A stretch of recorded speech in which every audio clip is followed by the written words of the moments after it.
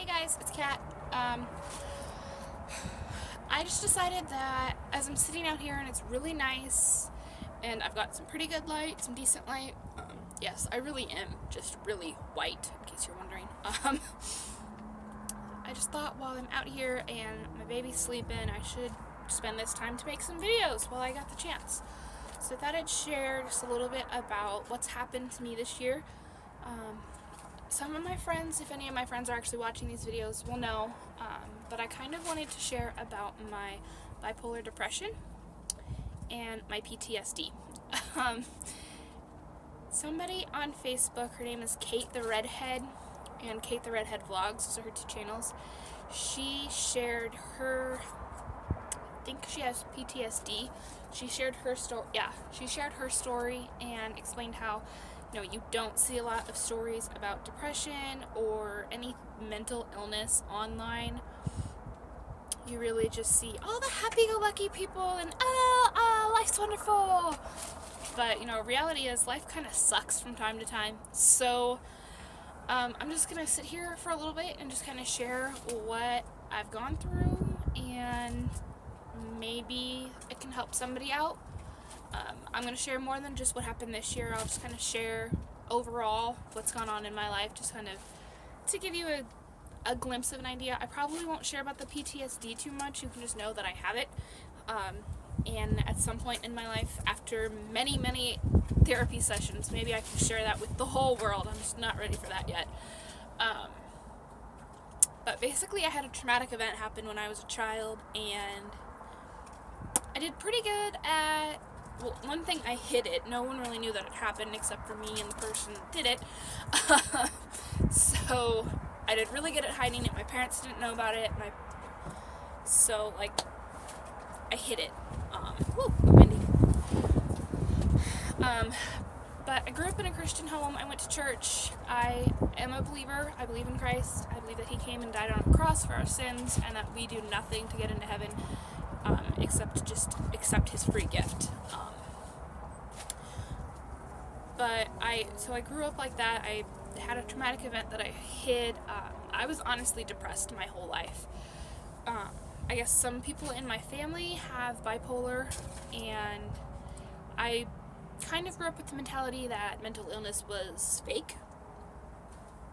Don't know why. It was kind of the church I grew up with. They just kind of didn't believe that it was real. They didn't understand it. It was kind of one of those things where they didn't have faith that it was real, basically. They couldn't see it. They didn't know. So anybody who hadn't gone through it just didn't think it was real. They just thought it was a sin problem. And I will say that it can be a sin problem. You can use it as a crutch, and you can sin with it, but you still have a chemical imbalance. Like, you're not just some awful person if you're depressed. It's not something you could really control completely. There's occasions where I can catch myself where I want to blame my rotten attitude on my mental illness, but it's not true. I just know it's not true. So I grew up just kind of hiding all of my fears and all of my depression, and just kind of hiding reality. I forgot about a lot of stuff that had happened until events came up, and I started sharing it, and then stuff got backfired. So just a lot of stuff has happened in my life, and it was really difficult. And then this past couple years, I've struggled a lot with moods. Like, it didn't make any sense. Like, I would just completely, women have mood swings, but these were like extreme. And I actually was admitted into the hospital this year, January 26th, and I was there for 2 nights, and it was really a good thing for me. I did not want to stay when I first went. Like, I begged my husband to take me home with him that first night, because I didn't want to stay there. My little, at the time, 6-month-old was going to be leaving me, and I didn't want her to leave. I wanted her to stay with me all night. We co-slept for a long time, so I'm very attached to my daughter, and she's very attached to me, so it was a really difficult time for both of us, all of us, my husband as well. And I ended up staying and he, the sweetheart he is, him and his mom ended up cleaning my entire house while I was gone. Alright, I just did a haul video, so I got a bag here, and my puppy's trying to play. They ended up cleaning my house while I was gone. I had no energy. I didn't want to do anything. I spent as much time as I possibly could outside of the house so I didn't have to face the reality of taking care of my house. I still have the trouble of doing that. My husband's trying to learn how to... This is my puppy, by the way. This is Nala. Say hi, Nala. But... you know, we had a lot of trouble. I've had a lot of trouble with the idea of just taking care of my house. I will be like, yeah, I want to go do this, and I want to go do this. I love organizing stuff, but it's then the getting up and actually doing it that was always really difficult. So, while I was in the hospital, him and my mother-in-law cleaned my entire house, which was wonderful. It's kind of gotten back to crap, but I'm back in the motion. I'm going to start working on it more. I'm learning how to... I've got a planner that I'm using to help me with it. I got a plum paper planner, so I have a video that I'm going to post that's stationery related, but I'll do another one that's planner related as well. But stop it. So yeah, I was admitted into the hospital. The reason they admitted me, because we went in just saying, you know, I don't know what to do. I don't know what to do. My husband didn't know what to do. We went to the ER. I was hysterical. I showed up at his house, just at his apartment, and right words come out of mouth at his work. And I was just like hysterical and ridiculous. Like, I needed help. I was like, I don't trust myself. I think I need to go to the hospital. So he took me in, and they did a little like interview session thing where they asked me questions, and one of them was, had I been suicidal? And I had to answer yes. Not at that time, but I knew that I could become suicidal if I didn't get help. I have attempted suicide several times. I've had lots of thoughts of it when I was younger, and the idea of having the thoughts just made me feel worse because I wasn't supposed to have those thoughts. And I knew I wasn't supposed to. I didn't know what was wrong. I just figured I was messed up and I just needed help. But I was too prideful to ever ask for help and too embarrassed to ask for help, honestly. So, yeah. So they admitted me in the hospital. I stayed there 2 nights, which I already said. And it was really one of the best things that could have happened. While there, I got to see other people in the same place as me. But I had a hope, and it was different than everybody else. There were people there who you could tell were just struggling like you could not believe. They were having such a hard time, and they didn't know what to do. They did not have any hope, and that was the real big difference, and that was the real highlight for me to go, was I had a hope. As a Christian, a true Bible-believing Christian, I have a hope. I have a hope in knowing that I don't have to do this all on my own. God gives us the strength to do everything that we need to. There's a passage that says that, you know, He never gives you more than you can bear. And it's so true, even though we want to think that what we are bearing is so huge, and we just forget to realize that God is always there to protect us and to care for us, and He's always there. So that was a really good insight for me while I was in the hospital, was just to see that I have hope and I can do anything because I've got Christ on my side and I've got the Holy Spirit in me, and I can make it through it. And then afterwards, after I was released, I started going to therapy lessons, and I'm on a mood stabilizer, and I have no problem with admitting this.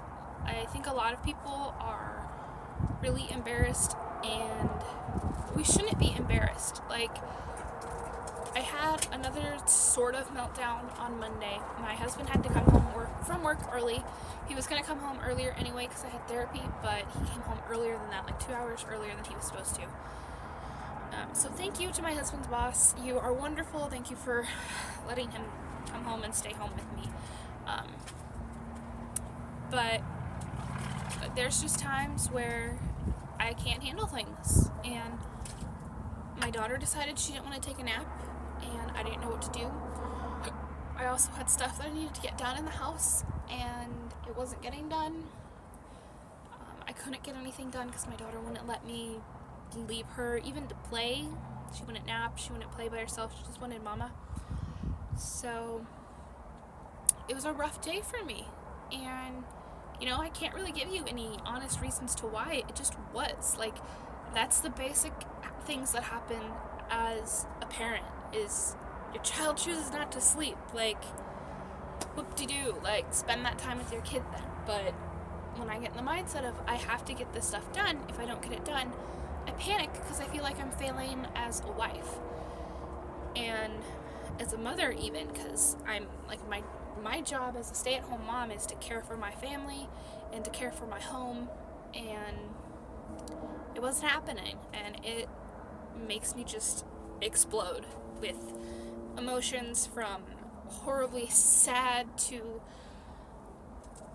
anything. Like, I stress out, I get anxiety, I can't do it. So with that little meltdown, my husband came home, and after we went to therapy, my therapist explained to me a little bit more about bipolar, and explained that, it has nothing to do with me, it has nothing to do with my childhood, it's really just my brain. And, I didn't want anyone else to help me. I wanted my husband to help me, and I've got to learn that I've got to find other friends who I can trust, and I can, in the midst of a meltdown, be that vulnerable to being around. Otherwise, like, my husband can't come home every time I have a meltdown. Like, I have to learn how to handle it better. But like I was saying, at therapy, he explained a little bit more about bipolar, and he explained how it's just a chemical balance in your brain. It's not related to childhood activities, it's not related to trauma, it's just genetic. It's what you have, it's who you are, and it's okay. Like, you can learn to handle your behaviors better. Like, it's not a matter of, you just need to get yourself straight and get on the right path. No, it's a matter of learning a whole new way to live, basically. And I have to learn how to have a better and healthy diet, which is going to be the hardest part, I think. And just making a pattern and setting a pattern. Right now, my husband and daughter and I are just really in a chaotic world. We just kind of do whatever. She naps basically whenever, and we eat basically whenever. We get up whenever. We go to sleep whenever. Ooh, sorry, my foot is falling asleep.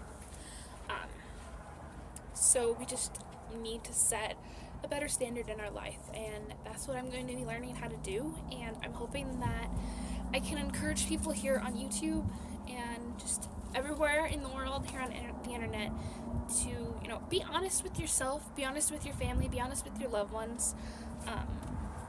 If you're going through a time where you think you need help, but it's too embarrassing to ask for help, it is so much better if you ask for help and you get things just figured out. It's not even a matter of fixing stuff, it's just learning and knowing. The biggest comfort I had with going to the hospital, I think, was the fact that it was no longer a secret. I couldn't keep it a secret. I couldn't hide the fact that I had mood swings like nobody's business. I couldn't hide the fact that I would wake up some days and just not want to get out of bed at all. And I couldn't hide it anymore. I was in the hospital. I was out of reality for 2 nights. You can't hide that. You just can't. It's impossible to hide. Hey, where have you been? Oh, I was just, in the hospital. hospital. Like, you can't hide it. And it was great because I needed to no longer hide it. I needed to get help. And I feel so much better getting help now that I'm getting help. I have points where it's really, really hard. I've had a couple days, even since being in the hospital, where I didn't want to get out of bed. And I thought nothing was working in those days. I was like, nothing's working. I want to give up. I want to stop going to therapy. I want to stop doing all this. But, with my husband next to me and just telling me that, stick it through, you'll make it, it was great. Days like today, where it's beautiful out, I'm able to just go outside, like right now. Like, this is wonderful. Like, God's creation is beautiful, and I am so happy to be no longer hiding it and more open and transparent with people. And I can't wait to really hear your guys' stories, because I really want to hear if any of you guys have dealt with something like this. Have you been hiding a big secret that you're afraid people, if they find out, will think of you differently or treat you differently? Let me know. I want to know. I'll be there for you. If you don't want to tell your family right now, if you're a young one, like a high schooler, junior higher, and you don't want to tell your parents right now, but you need someone to talk to, that's what I'm going to be here for. I want to be the one that's out there who you can talk to, who you can talk to, who you don't have to worry about. Like, you don't have to worry, oh, she's gonna think I'm a freak, no. I'm like the definition of freak. Like, no, you're good. You can come to me and talk to me, and that's for everyone. High school, junior high, younger than that, older than that, like anybody. Because everybody needs somebody to talk to, and I don't think it's fair that in the world we live in right now, that mental illnesses are so taboo. Like, they shouldn't be. There's more people that live with mental illnesses than there are that don't. Like, it shouldn't be taboo. It needs to be spoken about, and there's water coming from the drain pipe. It needs to be spoken about, and that's what I'm here to do. And I will link, sorry, kind of rambling around here, but I will link down below. I will link Kate the Redhead. She is a real big encouragement on to why I wanted to share this, because I know she has had a really hard time the past couple years, and I wanted to give her encouragement so she can know she's not the only one, and I wanted to just give everybody else encouragement. But yeah, so that's the end of this little one. I will probably be back with more talks on mental illness and my life and my story. If there's anything you guys have questions about, feel free to leave them in the comments below, and I will answer them either in a comment, or if there's lots of them, I'll just make a video answering them. So I may just make a video anyway, because I like this better than typing. But yeah, so just let me know if there's anything, and feel free to like this video if it was encouraging or helpful for you. And what are you doing? And subscribe. And Nala's gonna say bye-bye. Say bye-bye, Nala. Say bye-bye. See, I love it outside. I love it so much. I love you so much. So much. Okay. Bye, guys.